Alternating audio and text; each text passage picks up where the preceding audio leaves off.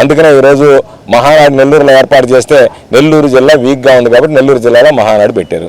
నెల్లూరు జిల్లాలో మహానాడు పెడితే నెల్లూరు జిల్లాలో ఎంత ఉద్దిగ్గా ఉన్నారో తెలుగుదేశం పార్టీ నాయకులు అంటే దానికి సంబంధించి ఒక దగ్గర ఎక్కడ పెట్టాలనే దగ్గర ముందు కొట్లాడుకున్నారు.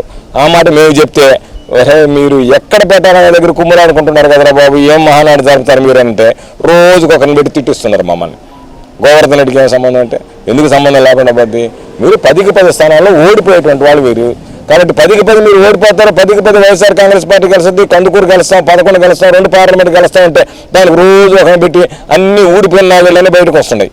వచ్చి ఒక్కొక్క రోజు ఎరగదీస్తున్నారు మైకుల దగ్గర అదట్ట ఇది అని చెప్పి వాళ్ళని కింద ఆ మాట్లాడినటువంటి వ్యక్తుల కింద ఉండేటువంటి చూస్తే ఒక వారం రోజులు అన్నం తినడానికి కూడా బుద్ధి పుట్టదు వాళ్ళకి. అంత దరిద్రంగా అంత భయంకరంగా నెటిజన్లు వాళ్ళ గురించి కామెంట్ చేసేటువంటి పరిస్థితి ఏర్పడింది. కాబట్టి ఇకనైనా మీరు అవి చూసి బుద్ధి తెచ్చుకోండి. మీ పరిస్థితి ఏ విధంగా ఉంది ప్రజల్లో ఆలోచన చేయండి.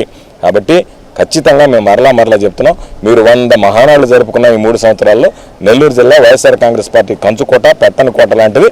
నెల్లూరు జిల్లాలో కందుకూరుతో కలిపి 11 నియోజకవర్గాలు గెలుస్తాం, దాంతోపాటు 2 పార్లమెంటు గెలుస్తాం. చంద్రబాబు నాయుడు వచ్చిపోయినంత మాత్రాన మైనస్ తప్ప చంద్రబాబు నాయుడు పాదం పెడితే ఈరోజు మనం చూసాం పక్కన ఉన్నటువంటి తమిళనాడులో ఎక్కడెక్కడైతే చంద్రబాబు నాయుడు తిరిగాడో పోయిన తుడిచిపెట్టుకుపోయింది. ఏఐడిఎంకే అక్కడ కూటమి ఎన్డీఏ తుడిచిపెట్టుకుపోయింది. కాబట్టి చంద్రబాబు నాయుడు నెల్లూరులో పెట్టినంటే నెల్లూరు జిల్లా మొత్తం తుడిచిపెట్టుకుపోయినట్టు లెక్క. కాబట్టి మీరైనా ఒకసారి చెప్పి ఈ ప్రాంతాల్లో ఆయన పర్యటించకుండా ఉంటే ఎన్నో మీకు ఏదైనా ఓట్లు వస్తాయి. లేకపోతే మీరు గెలిచే దేవుడికి అసలు మీరు డిపాజిట్లు కోల్పోయేటువంటి పరిస్థితి ఏర్పడుతుంది. కాబట్టి ఈ ప్రభుత్వం ఏం చేసిందని ప్రజలు వస్తారు. చంద్రబాబు నాయుడు ఏం ఉద్ధరిస్తే మహానాడుకి జనం తరలిస్తారు.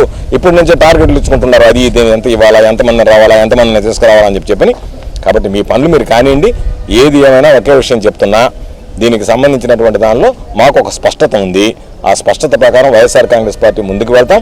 ఎవరు ఎన్ని రకాలైనటువంటి ప్రలోభాలు పెట్టినా, భయపెట్టినా, బెదిరింపినా ఆ బెదిరింపులకు లొంగేటువంటి పరిస్థితి ఉండదు.